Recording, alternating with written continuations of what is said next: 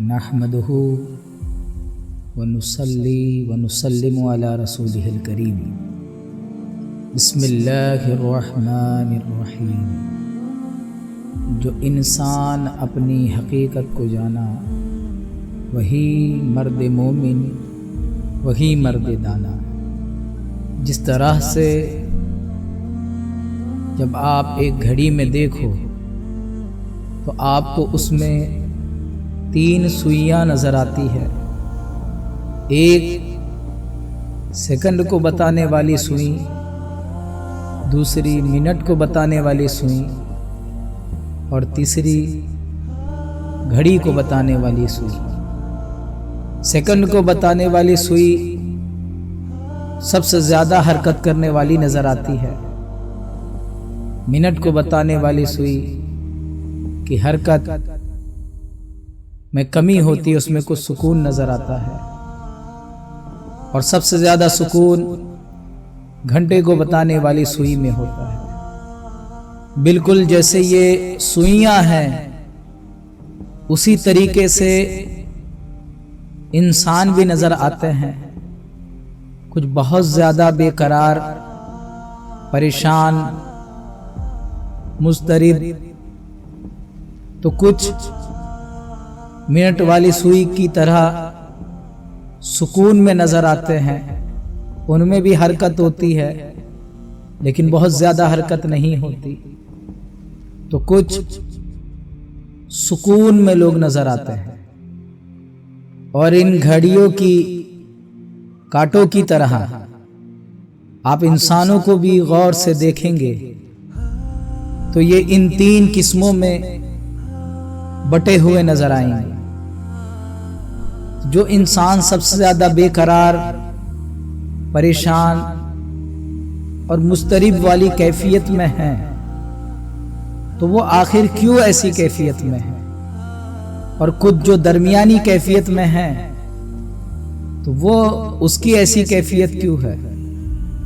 और कुछ इंसान जो पुरसुकून नजर आते हैं उनको ये सुकून कैसे मैसर आ गया। याद रखिए, दुनिया में 80% लोग सेकंड की कांटे की तरह बेकरार, मुस्तरिब और परेशान हाल नजर आते हैं। और 18% लोग जो दरमियानी कैफियत, हरकत के साथ सुकून, बेचैनी के साथ सुकून की जिंदगी में नजर आते हैं। और बहुत ही कम, नहीं के बराबर लोग पुरसुकून होते हैं। ये इंसान खाम ख्याली में हो सकता है कि वो ये मान ले कि कुछ नहीं, हर कोई इसी कैफियत में है, सब मेरे जैसे ही बेकरार है। लेकिन ऐसा नहीं है। तुम बेकरार हो उसकी वजह अलग है और जो दरमियानी मकाम पर ठहरा है उसकी वजह कुछ और है। और जो सुकून में है उसकी वजह कुछ और है। जो सेकंड के कांटे की तरह बेकरार नजर आ रहा है वो इंसान बैरूनी इंसान है।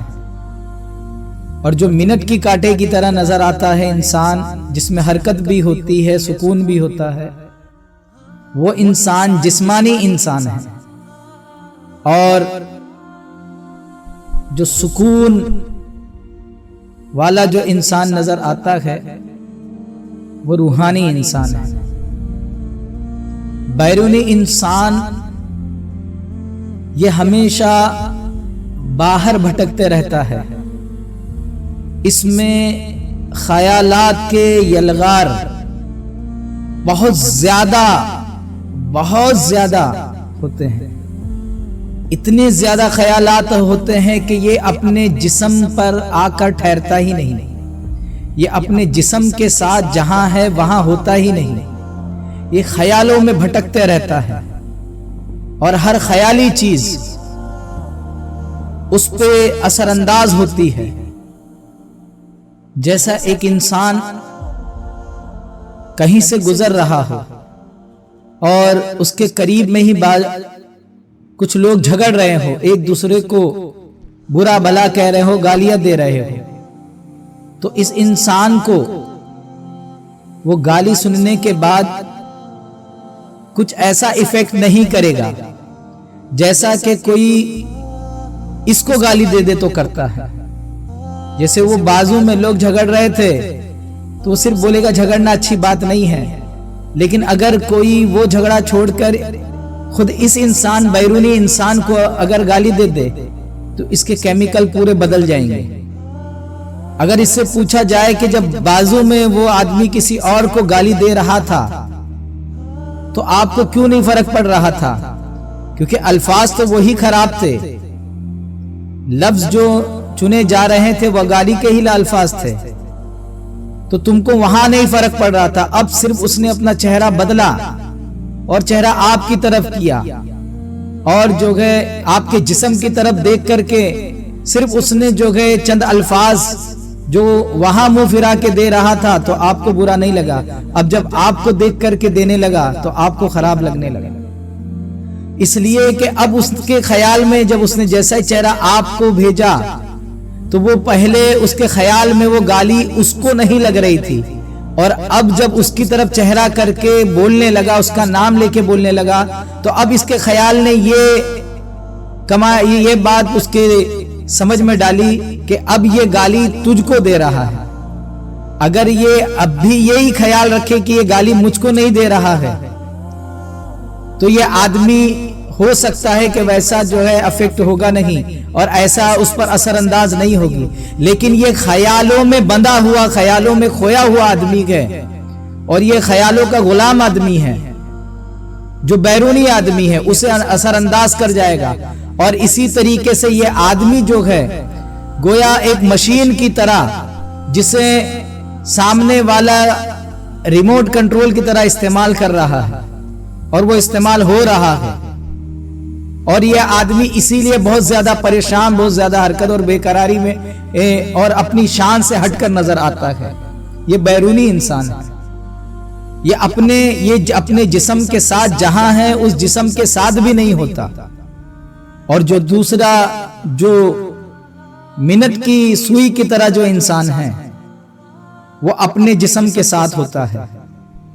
जहां जिस्म होता है वो अपने जिस्म के साथ होता है, वो ख्यालात में कम होता है, उसके ख्यालात के यलगार कम होते। ऐसा नहीं है कि वहां ख्यालात नहीं होते, बस ख्यालात की जो यलगार है, जो ख्यालात के हमले हैं, जो ख्यालात की सल्तनत है, वो उसके किनारों पे, बॉर्डर पे आकर के खड़ा रहता है, ख्यालात की हुदूद से और उसकी सल्तनत से बाहर नहीं निकलता। तो उसके अंदर एक तरह का सुकून भी होता है और एक तरह की बेकरारी भी होती है, लेकिन ये सेकंड की कांटे की तरह बेकरार नहीं होता, ये बैरूनी इंसान की तरह बेकरार नहीं होता।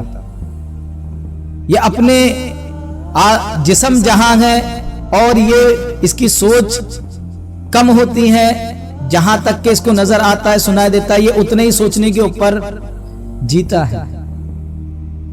ये जिस्मानी इंसान है और ऐसे लोग दुनिया में 18% नजर आएंगे, और ऐसे लोगों की जिंदगी उन बैरूनी इंसानों से जो सेकंड की कांटों की तरह जिंदगी जी रहे हैं उनसे बहुत ज्यादा बेहतर होती है, और इनसे भी ज्यादा बेहतर जिंदगी होती है जो रूहानी जिंदगी जीते हैं, यानी जो ख्यालात पर अपना पूरा कंट्रोल रखते हैं, सिर्फ ख्यालात में किसी भी तरीके से बहते नहीं, बल्कि वो ख्यालात को एक अलग तरीके से इस्तेमाल करते कि आगे ये ख्याल है और ये हकीकत है, वो फर्क करके देखते हैं, और उनका पूरा रुझान अपनी बातिन की तरफ होता है, अपने अंदर की तरफ होता है, अपनी रूह की तरफ होता है, और वो जिस्म के मकाम पे नहीं बल्कि अपने अंदर रूह के मकाम पर रह करके जीते हैं।